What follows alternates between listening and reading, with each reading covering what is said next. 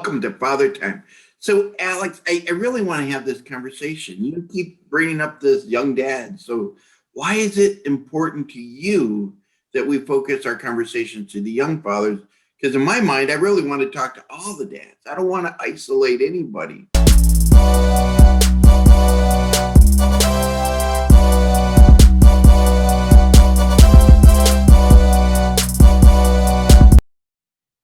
So I think one of the things that I think about when in going into my 16th, 17th, 18th year of being a social worker, doing social work, and specifically working with fathers.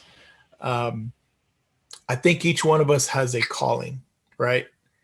So my calling may be to young dads. Your calling may be to talk to get all fathers to communicate or to get involved. Sam's calling may be, and then maybe as we go through the video, you can tell us maybe what your calling is, or at least where you feel you're going. But I see it as Sam's is to make all fathers a better father based on experience and stuff and so forth. So to go back to my purpose, or what I feel my calling is there's been too many times that I've seen fathers, young fathers in class, or maybe in your class or in Sam's class or somewhere else, and they don't have a father to talk to, right? And so I always think about it. It's been told to me in the past classes, support groups, when I had a young father there, they would make a comment similar to like, well, I don't have somebody I can turn to and talk to. Like, sir, you had your father, or you had somebody to talk to. I don't have that. And my response to that, which is what I'm kind of carrying today, right now, with the answer to your question, is we can never be that father, right? Uh, but it's almost, for lack of a better way of saying it, it's a substitute. This is a substitute, to I mean, I don't even know how to put it. Maybe the viewers can tell us how to put it, but it's being the substitute, um, to that, to the next, not the next best thing, but at least our attempt or our try to say, hey, Okay. young Greg, you're 18, you're 17 years old, your girlfriend just told you that she's pregnant, and you don't know who to talk to. Well, I hope young Greg comes to Father Time and says, let me see what they're saying about this situation. Let me see what they're saying about this situation. And then the idea is like, well, I just found out that I'm going to be a father, and my girlfriend is upset because I'm not as excited as she is. Why am I not excited? And what should I do? You know what I'm saying? And so then we and Father Time can come back and make a video and say, here, this is what I think uh, you should do based on our experience.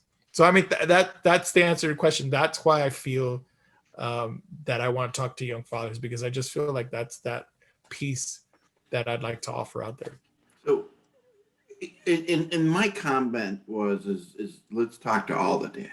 I Mm-hmm. think young dads have a special spot in my heart, right? And in our community, Mm-hmm. because they don't have 30, 40 years of life experiences in facing some of these challenges.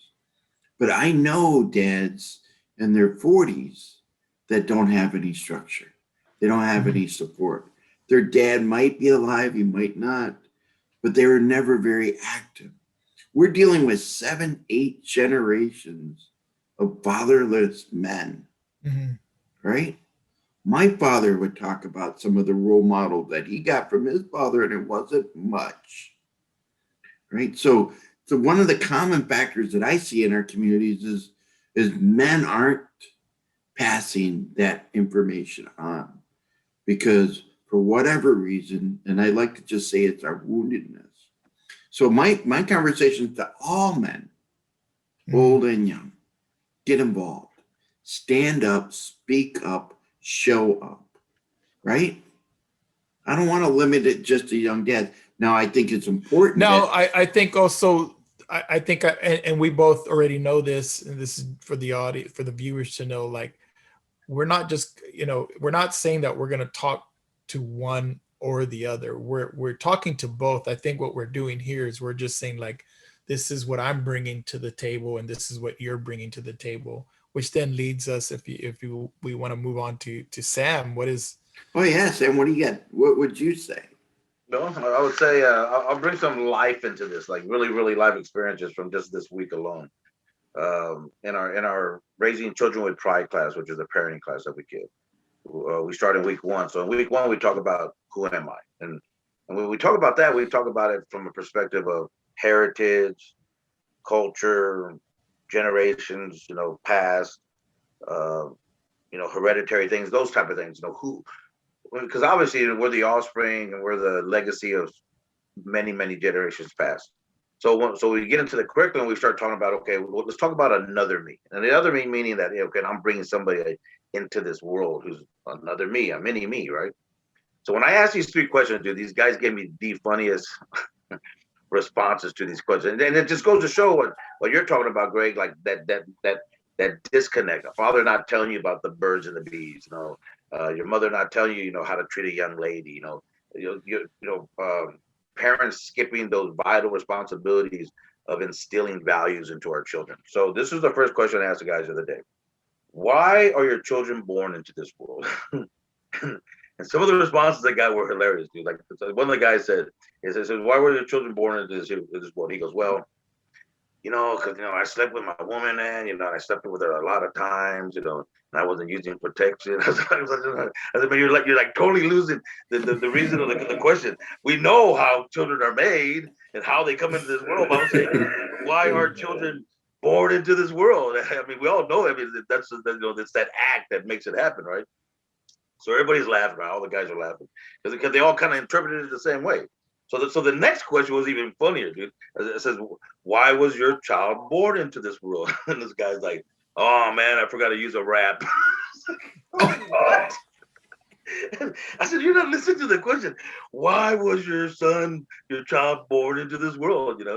So of course I had to go into my testimony part where I talk about, being that I'm a Christian man now, and you talk about John 3:16, God sent his only son into the world, to save the world. I said, well, and I told the guys, God sent me my son to save me from the world, because I was going through a lot of bad things in my mid-20s, and there was a lot of things in my life that were really dark, and I was going in the wrong direction. I was having a lot of problems.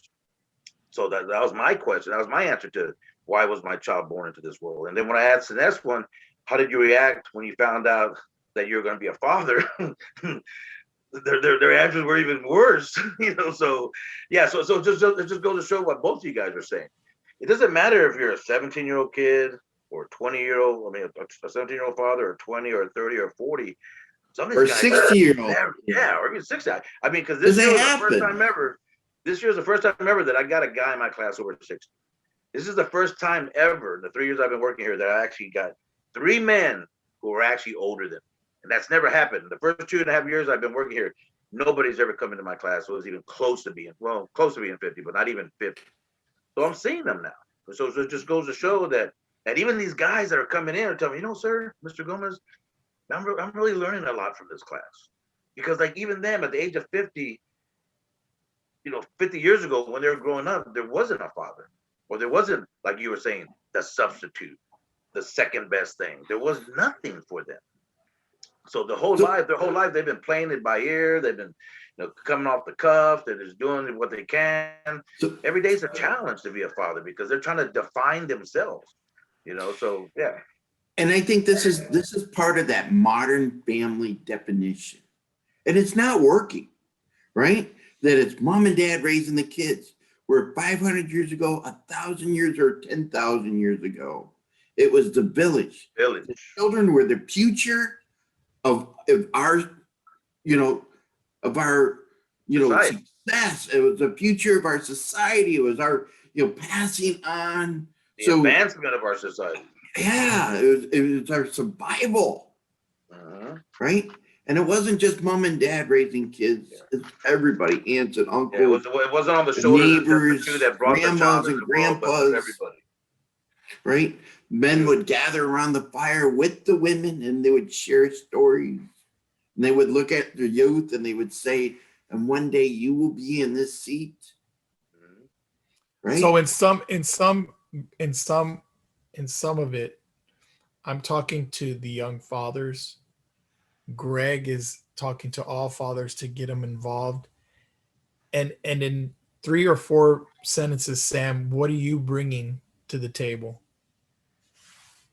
Well, wisdom, obviously. I mean, I'm an old guy, and you would hope that just because you get older, does that make you wise? No, no. Mhm. No, the definition of wisdom is taking knowledge and being able to teach with it. That's wisdom.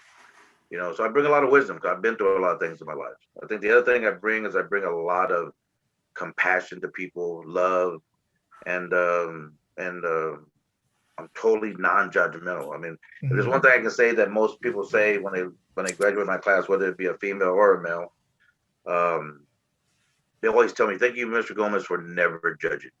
Because my job is not to judge people, Mhm. and I never say a bad parent. I just say misinformed parent, and that's what it is. People are misinformed. Once they start educating themselves about what you need to do in order to kind of transform yourself from the inside out, the only way to do that is through communication, and through communication through information that's Mhm. going to hopefully plant a seed in somebody that they'll realize, wow, this really works. Most people that start implementing this one simple thing that we teach at the San Antonio Father Campaign, which is the 120 rule, 20 minutes with yourself, 20 minutes with your significant other, and 20 minutes with your kids, they see the whole dynamic of their life change because it's about communication. So I don't know if Sam heard your question, Alex, and I'll be honest, right? And I want to change my answer because it's not just about dads. I speak to everybody, the aunts, the uncles, the fathers, young and old, and the children. Because I think we need to be speaking to everybody. And now to answer your question, if I heard it right, Alex, and correct me if I didn't, I think Sam's answer is I speak to everyone. Yeah, yeah. But I mean, I'm listening to him and he's talking about certain things that kind of like we all we all want to talk to everybody, right? But I think because of just our personality and just being who we know what we know, and Sam's bringing what he knows and his experiences. The funny thing is I wasn't a young father. You know, I wasn't an 18-year-old father. I Neither wasn't was a I. 19. I was my first child was at 32. I I was was 26. 35. And I was Yeah. 26. I So was the youngest of us, 26. So, Now, my yeah. brother, Mhm, he was a 16-year-old father. whoa. mhm. Yeah. So I think the purpose of this video for the viewers out there is just to kind of give you an idea of who we are, what we're bringing, and then when we're doing our videos, this is kind of the mindset we're coming from, and we're hoping that of course um, we just did our mission the other day. I have it written down. Our mission is to provide information and share experience in order to make a positive impact on the sacredness of fatherhood. Yeah. And It's a maybe we do statement. that, right? Have a conversation about what sacred fatherhood looks like. Definitely. Until then, thank you for your time. We'll talk to you soon. Peace be with you.